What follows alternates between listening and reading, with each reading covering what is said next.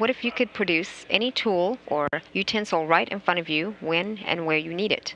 The Marshall Space Flight Center has teamed with a company called Made in Space to do just that, to build a 3D printer for the astronauts on the International Space Station. We caught up with folks who are gearing up for an in-flight test to find out just how tricky it is to build a printer to use in microgravity. Space in general has some unique challenges, and one of them is microgravity. Things change in microgravity. You don't have, fluids don't separate due to their heating characteristics. There's no convection. So with a thermal process, such as what we're doing with the 3D printer, that becomes very important. So from that standpoint, we had to figure out, what do we need to change there? And also, mechanically speaking, our machines is different from those on the ground, mainly because in gravity you don't have things holding things down, and we have to reduce and eliminate the amount of variation in our system as much as possible. And for a while, NASA has been wanting to grow the area of in-space manufacturing. There's a lot going on in this arena, as we all know. You hear a lot in the news about 3D printing. We have the way we put the handle is we have for space, which are things like currently we're printing parts for SLS, the SLS vehicle, that are additively manufactured. We call those the for space, so aerospace parts that we actually print on the ground. And then I actually work the in-space manufacturing, so all the types of things that we could use on station, but also those things that we need to develop for exploration capabilities down the road if we're on the moon or Mars or an asteroid mission. And we can test a lot of those on space station. It serves as a test bed. We learned quite a few lessons. Patience is the most important one.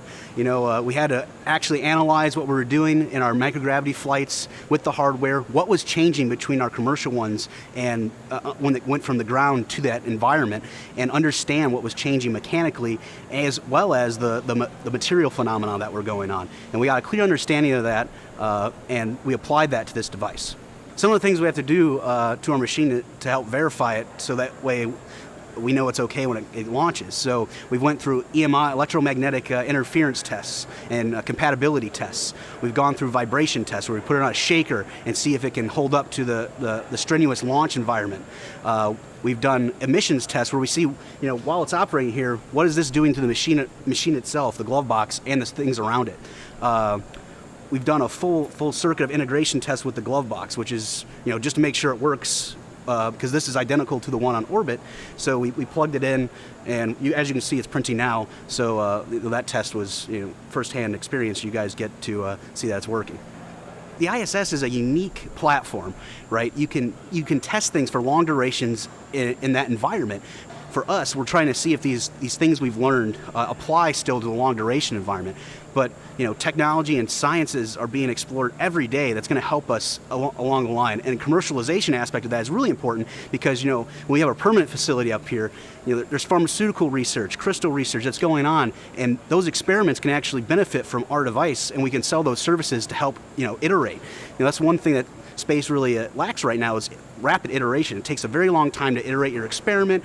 You can't build them very quickly to get up there, but once this capability is fully utilized, you'll be able to update your experiment or make a new one relatively quickly, which will open the doors to more things on ISS, which benefit us right down here on Earth. The technology is very exciting, there's no question about that, but working with a small company like this, whose whole business model is to develop a business in space, using the space station as a very unique laboratory and test bed, the only kind that we have of its kind. Working with them and being able to provide NASA insight and guidance. They are developing the hardware and designing the hardware. However, NASA has really helped to kind of translate our spaceflight requirements, our certification process.